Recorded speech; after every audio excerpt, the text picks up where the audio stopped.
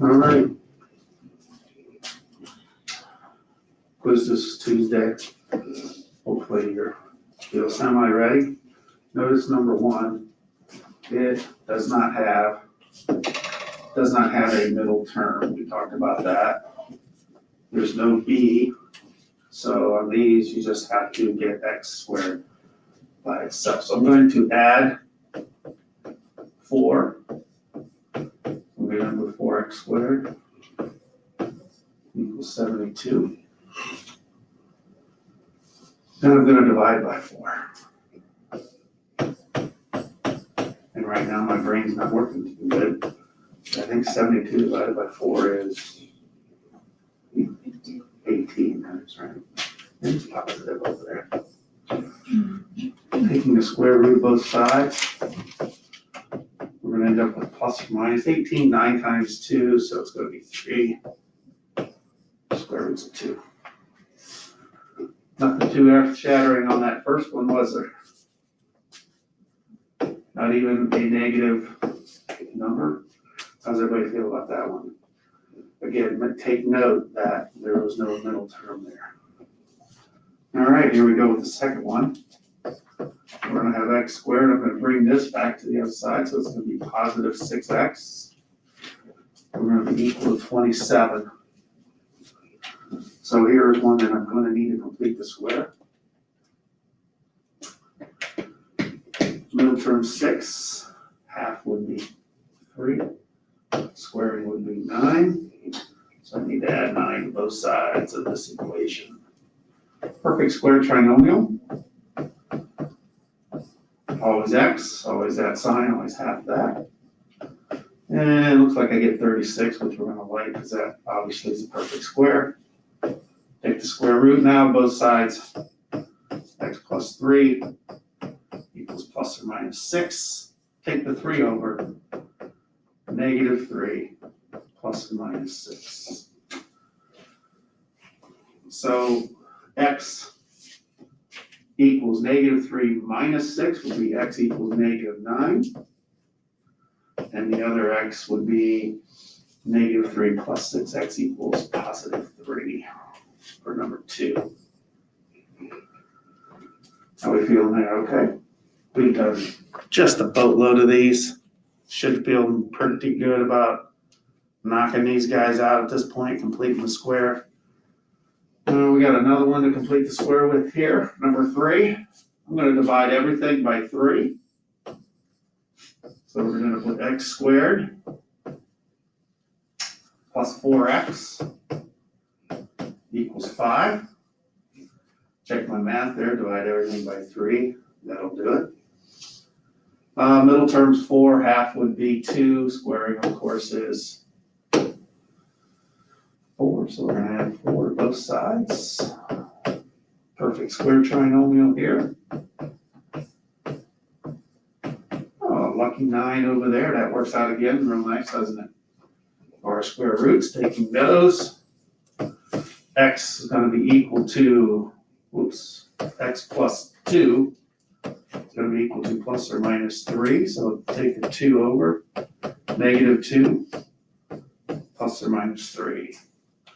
Negative 2 minus 3 gives me x equaling negative 5, and this is going to be x equaling negative 2 plus the x equaling 1. How are we doing so far? Everybody okay? Those of you engaging up here? We good? Number 4. Number 4 is another problem where we don't have the middle term, which is nice. Makes it easy on me. Take the hundy over. We're gonna have 2x squared equals negative 100. Divide by 2. We'll have x squared equals negative 50. Now we're taking the square root of both sides. And x is gonna be plus or minus negative, square root of negative 50 would be 5i square root of 2. Taking the 25 and the 2 there. 5i square root of 2. Questions there? Everybody Okay. Moving on down. Another complete the square problem. This guy right here, we have x squared minus 2x. I'm going to take that 9 to the other side. It's going to become negative 9. Same way we've been setting them up for a while now. Middle term 2, half would be 1 squared, 1, 1, 1, plus 1, plus 1. Here's my perfect square trinomial.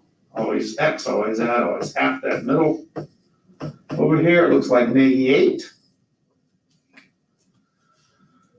Take the square root of this and the square root. X minus 1 equals plus or minus. Square root of -8 is going to be 2i. Square root of 2 left over. Take the 1 over. 1 is going to be positive, plus or minus 2i. Square root of 2, complex conjugates of each other. Ooh, very nice. My friends, if you paid attention at all, you should be really, really confident about this one tomorrow. How we doing? Everybody okay?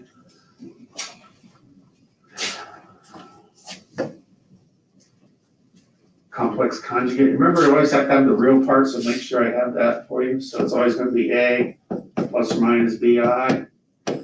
So this one, the real part is first, so the other part is going to be 5 plus 2i. Now careful here, I'm tricking you on this one, so make sure you don't mess it up. You gotta take this and rewrite it. It's gonna be -7 plus 2i. That's really what it needs to be written as, because you need the real part first. Everybody see that? Now the conjugate is gonna be -7 minus 2i. So that's the pair that go together.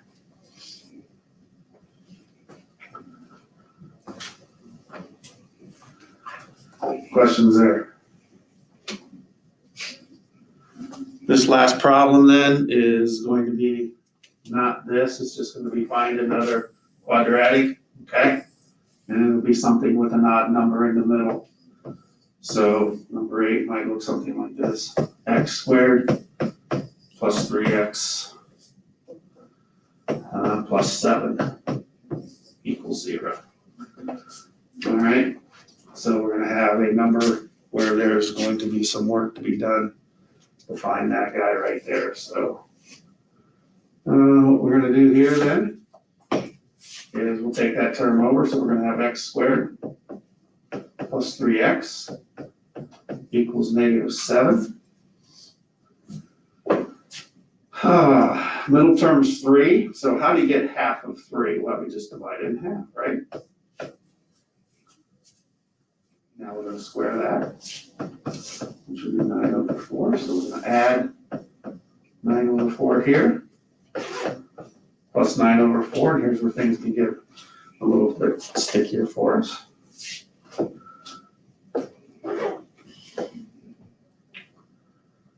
All right, we got some work to do with fractions and whatnot. So we always x plus half the middle term, 3 over 2 squared.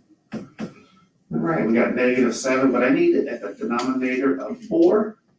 So I think that's probably going to be -28 over 4. Is -28 over 4, is that equal to -7, I think, isn't it?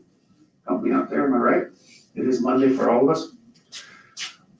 So we're going to have -28 over 4 plus 9 over 4. So now I'm going to end up with negative, I feel like it's -19 over 4, is that correct? That looks all right to me. Those of you who are hanging in there with me. Now we take the square root of both sides. And like I said, you know, this one will be a little bit trickier. We're going to equal to be plus or minus. Now, what can I do with the square root of -19 on top? Nothing really, just I. Square roots of 19. Of course, the square root of 4 is 2. So you can simplify that. Now we're down to really x equals, taking that over, it's going to be -3 over 2 plus or minus I square roots of 19 over 2.